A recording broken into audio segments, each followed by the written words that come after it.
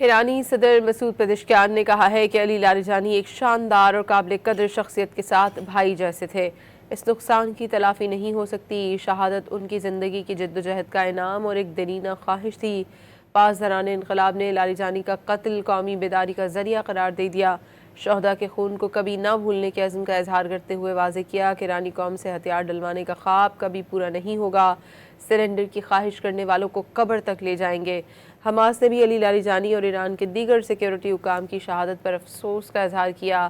یمن کے حوثیوں نے علی لاریجانی کو خراج عقیدت پیش کرتے ہوئے کہا کہ اس سے امریکہ اور اسرائیل کے حق میں کچھ بھی نہیں بدلے گا۔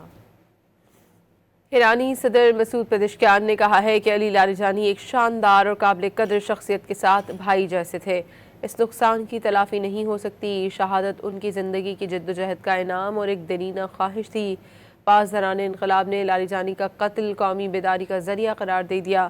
شہداء کے خون کو کبھی نہ بھولنے کے عزم کا اظہار کرتے ہوئے واضح کیا کہ ایرانی قوم سے ہتھیار ڈلوانے کا خواب کبھی پورا نہیں ہوگا۔ سرنڈر کی خواہش کرنے والوں کو قبر تک لے جائیں گے۔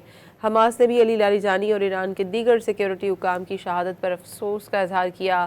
یمن کے حوثیوں نے علی لاریجانی کو خراج عقیدت پیش کرتے ہوئے کہا کہ اس سے امریکہ اور اسرائیل کے حق میں کچھ بھی نہیں بدلے گا۔